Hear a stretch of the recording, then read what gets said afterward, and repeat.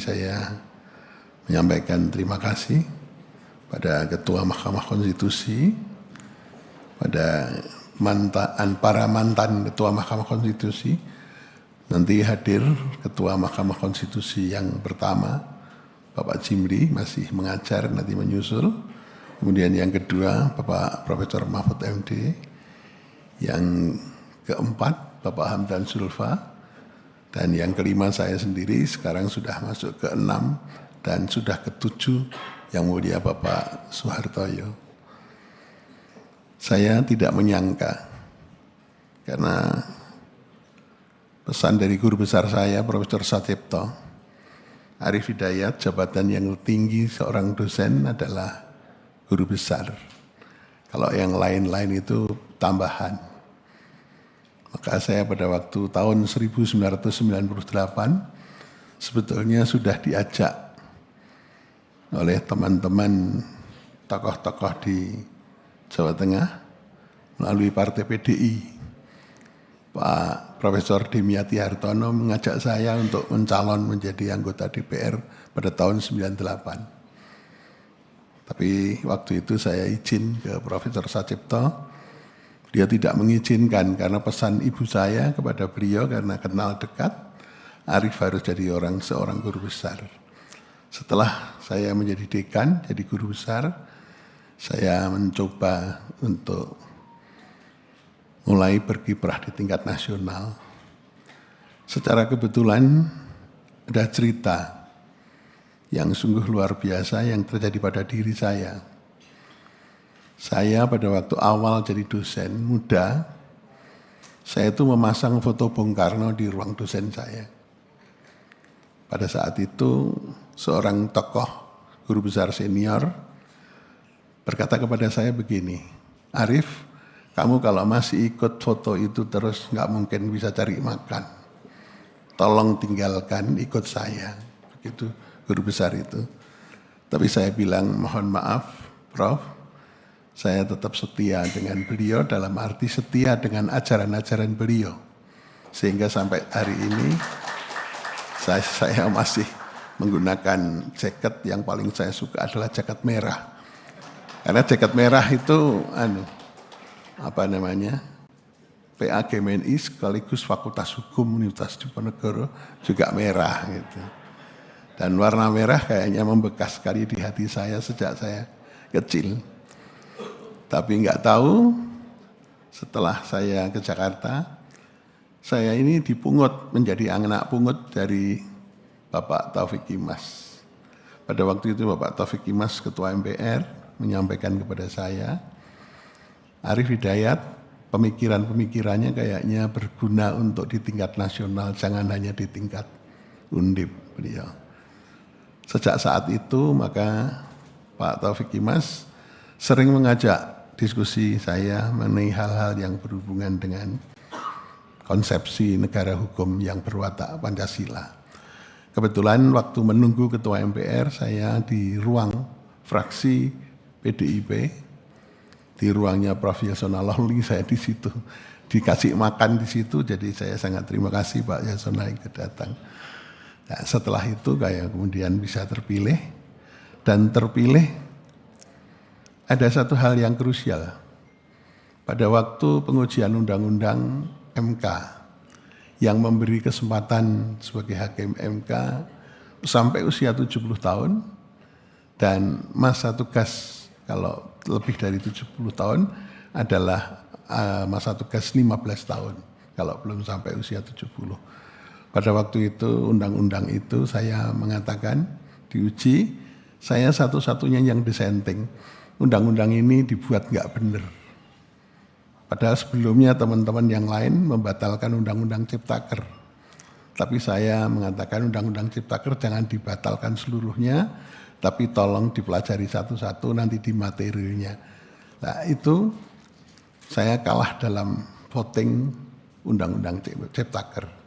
Menurut penilaian saya, pembuatan Undang-Undang Ciptaker lebih buruk lebih bagus daripada Undang-Undang MK. Karena Undang-Undang MK ada maksud terselubung. Maka saya sebetulnya sudah pensiun kalau undang-undang itu dikabulkan, dicabut, maka saya sebetulnya sudah pensiun pada periode yang kedua, yaitu bulan April tahun 2023. Tapi teman-teman ternyata milih yang tidak, undang-undang itu tidak diapa-apakan karena menyangkut diri para hakim. Syukur alhamdulillah saya nggak ikut-ikut, tapi ikut kena hak hadiahnya ini. Sehingga bisa pensiun sampai usia 70 tahun itu.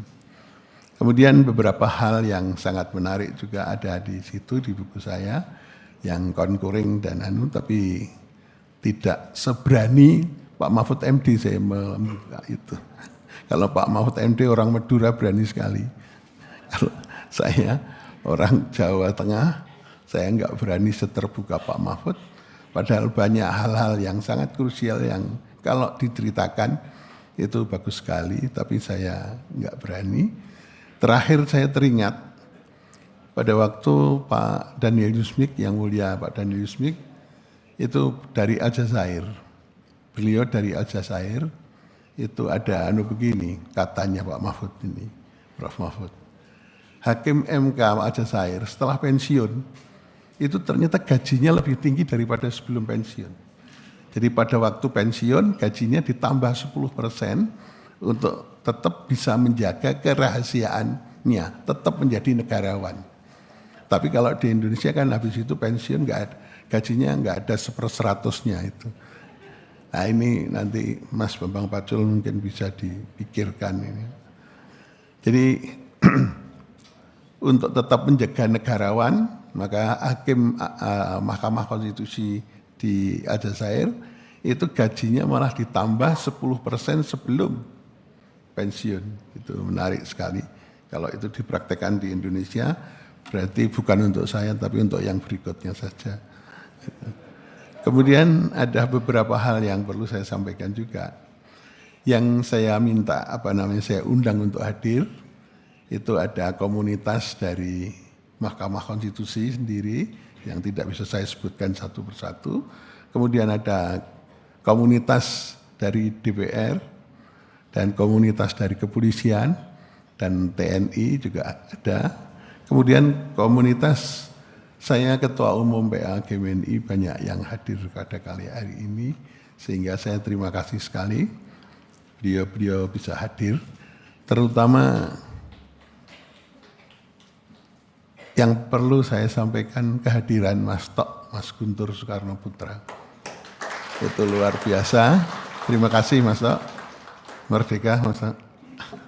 Jadi Mas Tok ini saya nggak nyangka sama sekali kesetiaan saya terhadap foto Bung Karno, tapi membawa berkah. Saya kenal dengan putra-putranya dengan baik sampai hari ini, itu luar biasa.